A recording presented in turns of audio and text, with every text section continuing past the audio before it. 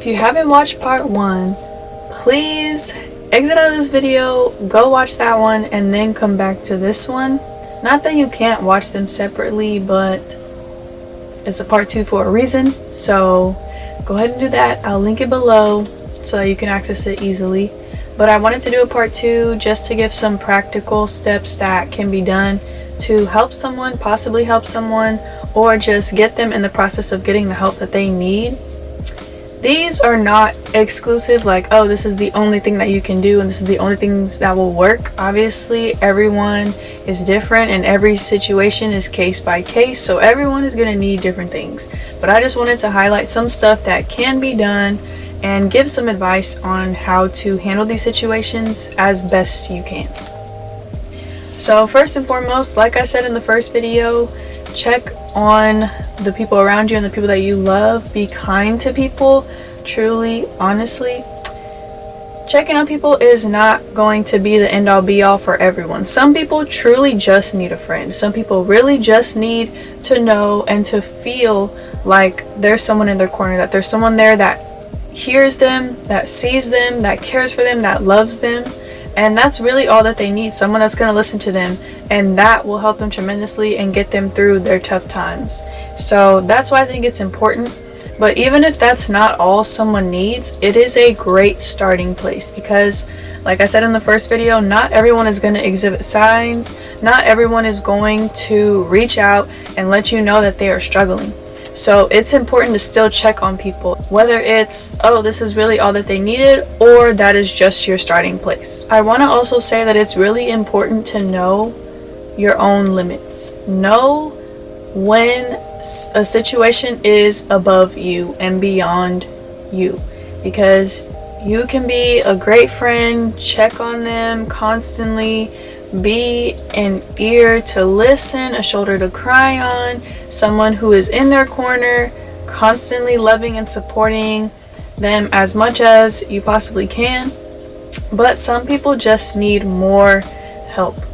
Some people need more help than other people, and that is okay. There is nothing wrong with that whatsoever. This is why we are here and why we have mental health specialists, why we have healthcare professionals who specialize in mental health. So it is okay if that is not all they need, but still be that person, be that friend, because the support system helps tremendously regardless of what treatment is needed. That will be their foundation, and they still need that, and that is still equally as important. So know your limits as to when it is time to reach out to someone else, bring someone else into the situation, let somebody else know what's going on, or just trying to find other resources. You know, be a resource. You're not always going to be quote unquote the cure, but just know when it is above you and beyond you. So in knowing your limits, obviously you have to know when to tell someone and when to bring somebody else in. I know a lot of people struggle with this because they don't want to betray the person that is struggling, or they don't want that person to not trust them anymore, or to be angry with them, or to no longer disclose to them when they are struggling or when things are going on.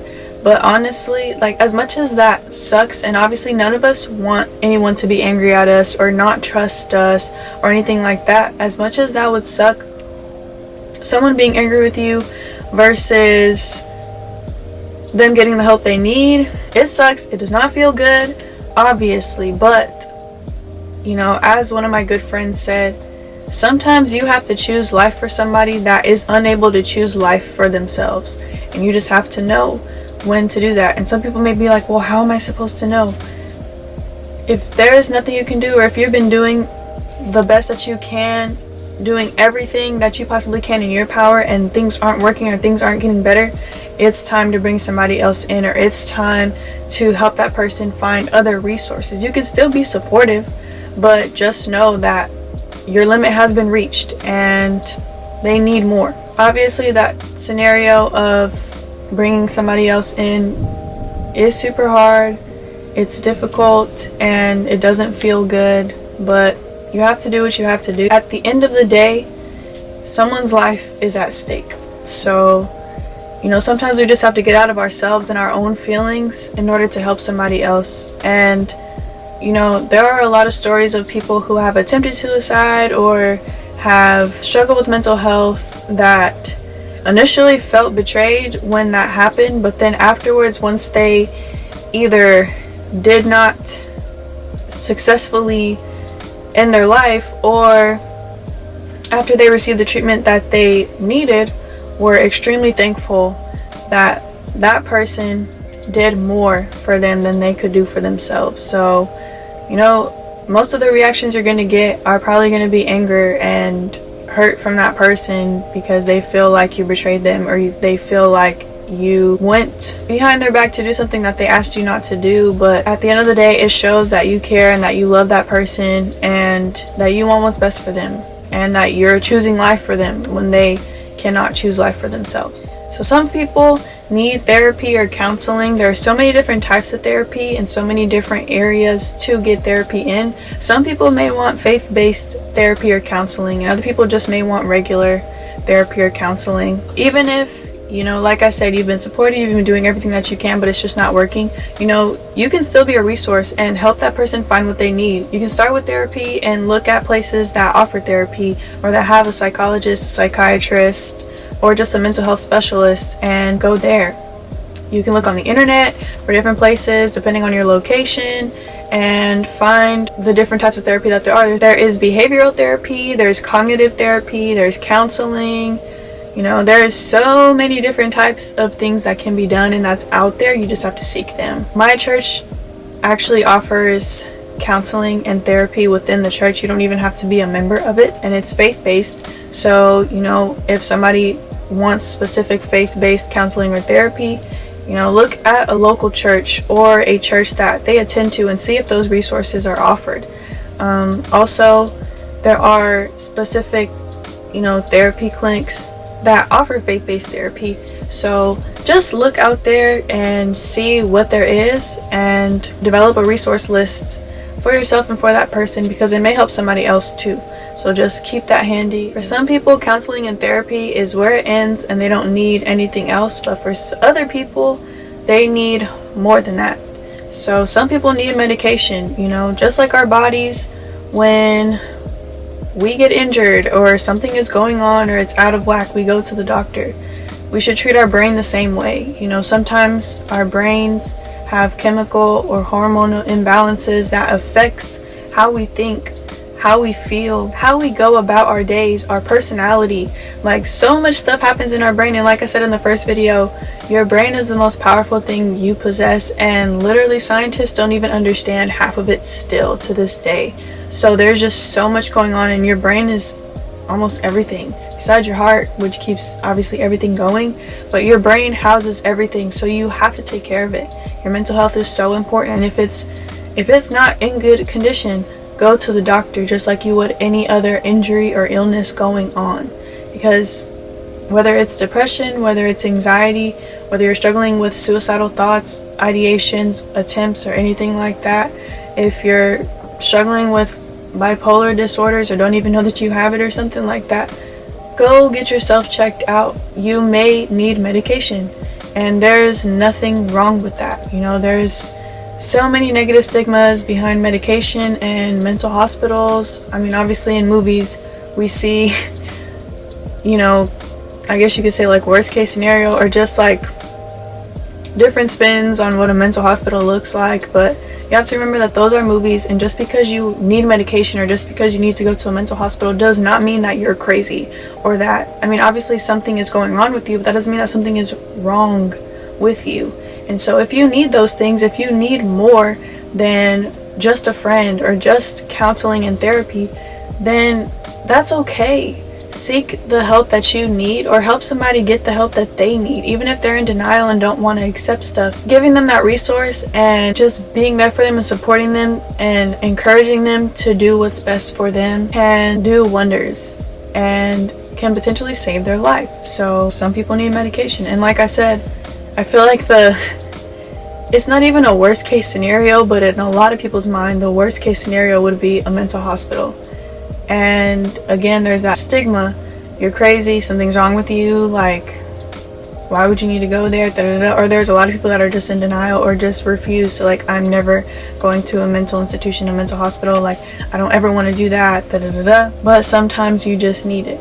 You know, a lot of people think, oh, it's just anxiety, it's just depression, yada yada yada, this and then the other. But then if you go to a mental hospital, they may see something else that could be potentially going on with you. They could see a different disorder or a different illness that you're not even being treated for, but because you never went there, you're never going to get that treatment, and you're never going to know what the actual issue is, and it can't be solved. Anything that is not revealed cannot be healed. So if nobody knows what's going on, then no one can help you or help that person. And you know, our regular doctors and physicians are great, but not all of them specialize in mental health. Not all of them are equipped to deal with severe mental illnesses or mental disorders. So that's why we have mental health specialists. That's why we have doctors who specialize in mental health. So go to a mental hospital if that's what you need. And some of these things may be super intimidating. So what can you as a person do? You know, encourage that person to go seek the help that they need. Encourage that person to make an appointment. Maybe even accompany that person to an appointment. I know with COVID going on, it may be kind of difficult to do that, especially some places may not allow anyone outside of the patient to be in the doctors or whatever. But you can ride with them and stay in the car and wait for them. You can maybe sit in the lobby or the waiting room if they allow. Just being there can really do wonders for somebody. Again, that's why I said at the beginning of the video, you know, check on your friends and be a good friend and be kind. Be a resource yourself and offer yourself as support and really be that support. You know, if somebody does end up staying in a mental hospital for a few days to get the help that they need, you know, go visit them. I know some centers allow for visitation and all that stuff. You know, go see them and continue to support them. You know, everyone doesn't have family that believes in mental health. So if you are a person that believes in it and knows the severity and the realness of mental health, then be that support that somebody may not have. You know, everyone can't go to their families. Shout out to the people that can. You're blessed, you know, but everybody does not have that. So be that for somebody. You know, sometimes that's the least that we can do. Because of Evan, I actually came across a video about a girl that we went to school with who had a suicide attempt, and she struggles with different mental illnesses, and she actually talks about her experience, like how that happened, gives her whole story, as well as medications that she was put on, her experience with those medications, as well as being admitted into a mental hospital. I think it is a great resource and a video to be viewed, and so I'm going to link it in the description below. And I encourage people that are struggling, or if you know someone that is struggling and does not want to go the medication route or go the mental hospital route, to watch that video. She talks about in detail the medications that she's on, you know, what worked for her, what didn't, what she did, as well as her experience in the mental hospital and what her takeaways were from that, because she does go into detail on that. It is 53 minutes, so it's kind of long, but she gives her whole story.